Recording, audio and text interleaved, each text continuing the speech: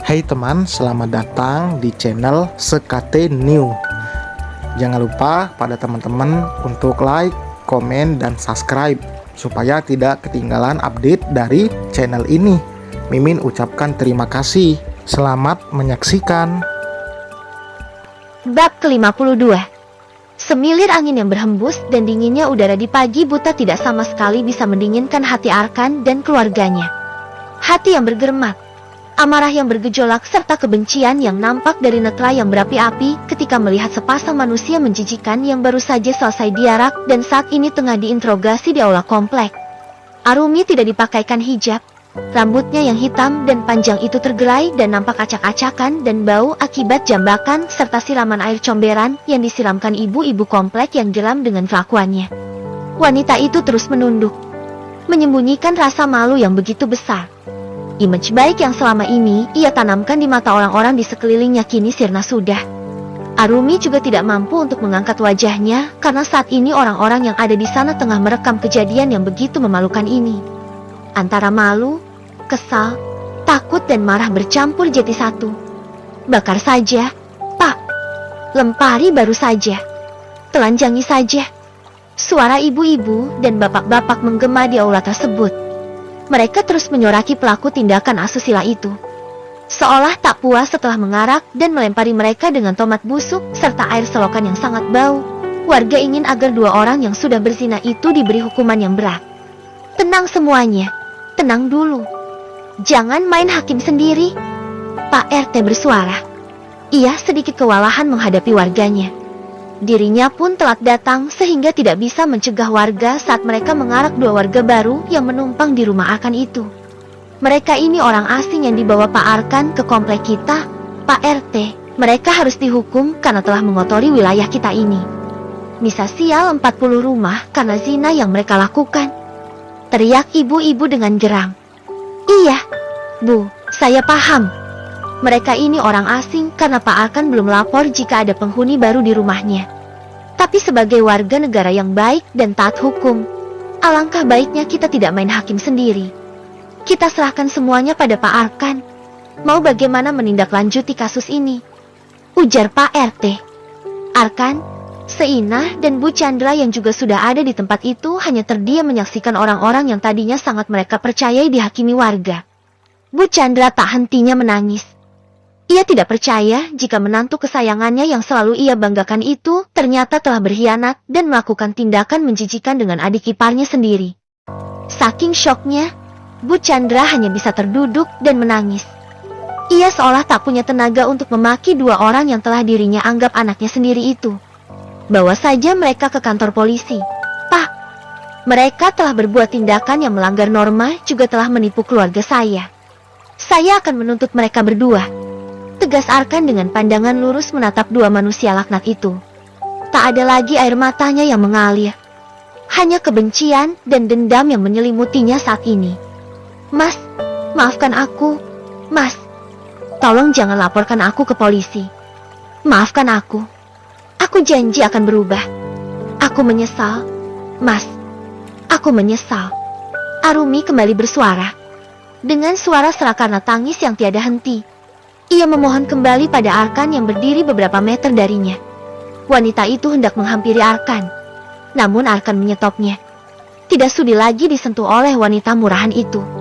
Maju selangkah dan menyentuhku. Aku tidak akan segan-segan untuk menghabisimu. Jelang, aku tidak sudi disentuh wanita kotor sepertimu. Kau sudah bukan istriku lagi. Aku harap tidak ada korban lagi selain aku yang tertipu oleh wanita murahan yang mengatasnamakan agama untuk menutupi kebusukannya. Arkan membalikan tubuhnya, hendak melangkah meninggalkan aula tanpa menghiraukan teriakan Arumi yang terus saja memanggil namanya. Dan kau, Reno, aku akan menuntutmu karena penipuan yang kau lakukan. Ancam Arkan tanpa menoleh sama sekali. Rasanya tidak sudi untuk menatap wajah mantan adik ipar yang memuakan itu. Adik ipar yang ia pikir adalah pria baik-baik dan juga sangat menyayangi adiknya. Ternyata Reno tak ubahnya bajingan yang telah merusak semuanya. Sudah menggadaikan surat rumah milik ibunya. Kini Reno merebut apa yang menjadi milik Arkannya itu, Arumi wanita yang awalnya akan anggap sempurna, tapi ternyata dia tak ubahnya bagaikan songgok sampah. Sampah memang pantas dibuang pada tempatnya. Itu adalah kata-kata Tiara yang dulu pernah dilayangkan untuk Arumi dan Arkan. Tapi sekarang, kata-kata itu akan layangkan untuk Arumi dan Reno. Dua manusia tak tahu malu dan sangat menjijikan. Mah, ayo pulang. Biarkan warga yang mengurus mereka. Mereka bukan lagi keluarga kita. Arkan mengajak ibunya untuk pulang. Bu Chandra yang masih syok itu mengangguk. Ia hendak bangun dari duduknya. Namun baru saja berdiri dibantu oleh Seina. Tiba-tiba wanita itu terhuyung dan pandangannya menjadi gelap seketika. Bu Chandra pingsan. Semua terkejut dan panik melihatnya. Begitupun dengan Arkan yang langsung berteriak memanggil ibunya. Mama, lihat ini. Bukankah ini si Arumi?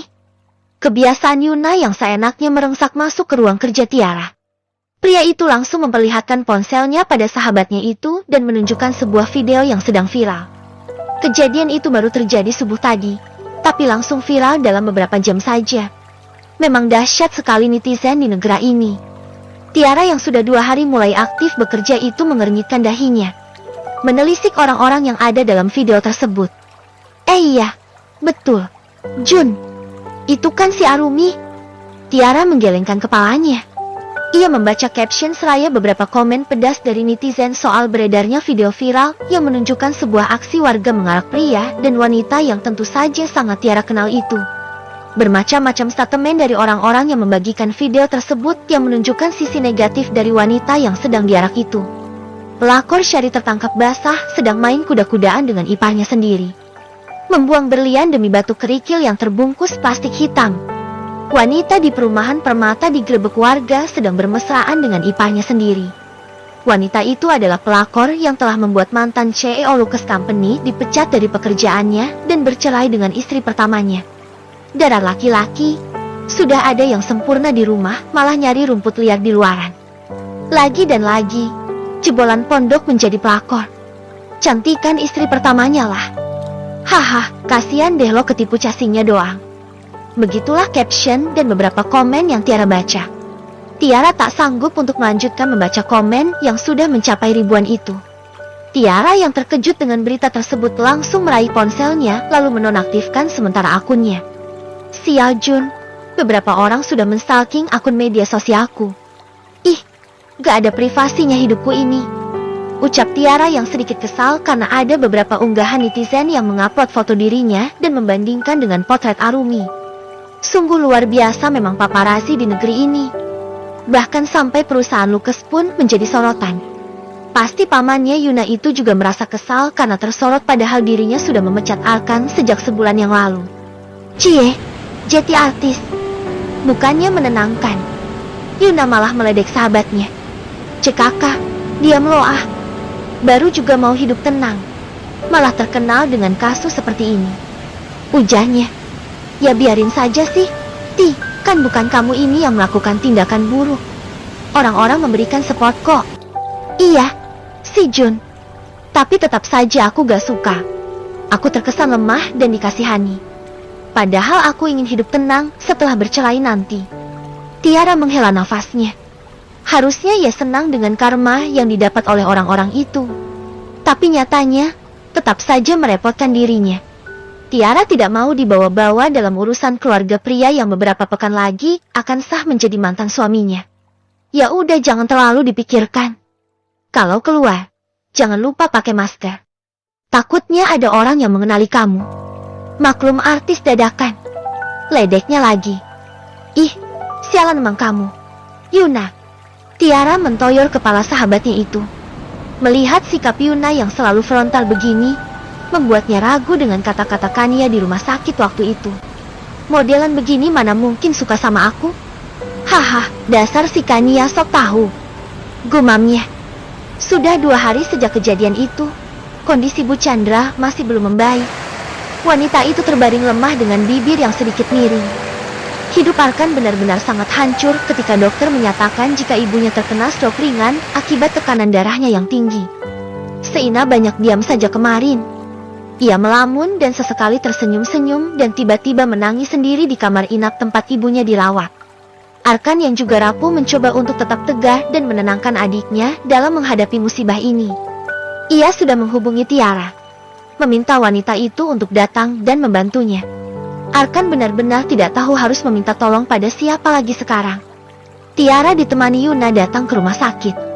Bukan atas permintaan Arkan, melainkan ia masih memiliki rasa peri kemanusiaan terhadap mantan ibu mertuanya itu. Assalamualaikum. Waalaikumsalam. Arkan seketika mendongak, tersenyum lebar ketika Tiara datang. Ia sangat senang bisa berjumpa lagi dengan wanita yang kini telah banyak perubahan itu. Tiara begitu cantik dengan balutan hijab berwarna rose gold yang dipadukan dengan kemeja berwarna putih dan celana kulot abu-abu. Sederhana namun terlihat cantik dan pangling. Namun senyuman itu mengendur saat melihat pria yang datang bersama dengan Tiara. Buat apa sih pria itu ikut segala? Gumamnya kesal. Bagaimana keadaan Mama? Mas, tanya Tiara. Ai menaruh sekresek makanan yang dirinya bawa di meja samping ranjang pasien.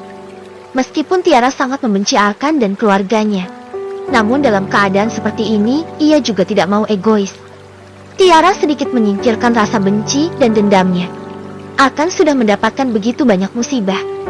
Tidak sepatutnya Tiara bahagia di atas penderitaan orang lain. Biar bagaimanapun Bu Chandra pernah menjadi ibu mertuanya, meskipun selama ini tidak pernah dihargai. Beginilah, Dek, Mama masih lemah. Dia tidur terus. Dan saat bangun, pasti marah-marah tidak jelas. Ujarnya. Tiara mengangguk. Ia memperhatikan wajah Bu Chandra dengan bibir yang sedikit miring itu. Mama stroke? Tanyanya. Iya, Dek. Tekanan darahnya tinggi. Makanya Mas minta kamu datang. Mas mau minta tolong buat jagain sebentar. Mas mau bawa Seina pulang. Ujarnya. Seina. Tiara langsung melirik ke arah sofa. Di mana di sudut ruangan itu, Seina duduk dengan pandangan kosong dan senyuman yang membuat Tiara bergidik. Seina tersenyum-senyum sendiri menatap lurus ke depannya. Tangannya memeluk bantal sofa dan terus mengelus bantal itu dengan gerakan yang teratur. Kau pulang saja. Kami akan menjaganya. Ucap Yuna tiba-tiba. Kalian berdua? Aku pikir Tiara akan datang bersama Cantika. Kalau kalian hanya berdua, aku tidak jadi pulang. Ujar Arkan yang tak senang karena Tiara datang bersama Yuna. Siapa bilang berdua? Kita bertiga. Seru seseorang yang baru saja masuk sambil membawa parcel buah di tangannya. Kedua bola mata Arkan seolah ingin lompat dari tempatnya. Bagaimana tidak? Mantan bosnya pun tiba-tiba datang. Pak Lukas. Arkan terbelalak. Terkejut bukan main. Ia tidak menyangka jika pria yang telah memecatnya dan juga telah memukulnya habis-habisan waktu itu datang untuk menjenguk ibunya. Ah bukan. Arkan rasa kedatangan Lukas bukan untuk menjenguk Bu Chandra, melainkan untuk menemani Tiara. Saya turut berduka, Pak Arkan. Saya akan menemani Tiara. Silahkan kalau mau pulang dulu. Ucap pria itu sambil menjatuhkan tubuhnya di sofa yang ada di ruang rawat inap tersebut. Lukas menyilangkan kakinya. Tubuhnya bersandar santai pada sofa dengan kedua tangan yang direntangkan. Matanya berkedip, menatap Tiara dan Yuna yang juga terkejut dengan kedatangannya yang tidak mereka sangka-sangka itu. Sialan, ngapain paman ikut ke sini segala? Dari mana coba dia tahu jika Tiara dan aku datang ke sini? Menyebalkan sekali pria itu. Umpat Yuna yang kini memiliki perasaan kesal yang sama seperti Arkan.